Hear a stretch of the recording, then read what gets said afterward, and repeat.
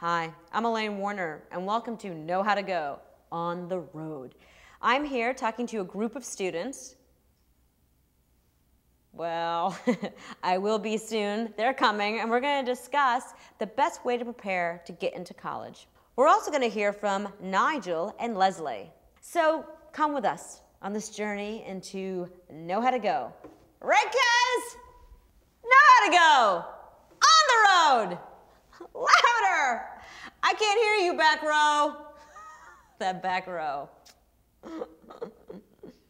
You know, sometimes applying to college seems like just overwhelming. It's too much. What kind of advice can you give them to, bolster them? How do they get through the tough times? DFG. That's what I want you to keep in mind. Destined for greatness. You have been put on this earth to do an incredible thing. You have the potential to wreak positive change in this world. And so always keep in mind that you are stronger than you can ever imagine, and you have the ability to overcome anything. Are you the first person in your family to go to college? I am. I'm the first person in my family to go to college, so it was a big deal for us. And then coming from, a Latino community where our families are really close-knit, it was a big deal for me to go away to college. All of the guidance counselors were really encouraging you to go to a city college, which is great, but I wanted to go somewhere where I would really stretch myself and be able to find a school that was the right fit for me. I did a lot of research. I went to the college office, I went to organizations, I looked up big companies like Coca-Cola and, Time Warner and that kind of stuff, and sort of sought out what their scholarship programs were. And it was a lot of legwork. I mean, I started doing research probably in the 10th grade. I didn't realize how huge and how big and how difficult it is just to look for schools that you would like, Just because it seems expensive, it doesn't mean that you can't afford it. In high school, it really dawned on me, hey, what am I gonna do after I graduate? I can't just say, oh, I'm just, gonna get a job and, I'm gonna stay with my mom. No, that wasn't even an option in my house. My mother never went to college. She didn't even finish high school. So she made it her business, her primary goal, as a mother, to say, listen, this is what you're gonna do. You're my only two daughters. I love you and I'm proud of you, but if you mess up, you're in big trouble with me. So, she kind of also pushed me. There are people out there who know how to go. And I'm going to talk to them over the next while. I'm Nigel Havisham. Walk with me for just a while. To here! A bona fide collegiate football stadium. And I don't mean soccer. The keys to success on this artificial turf are the same keys to success you'll need in the college application process. You'll need to fight.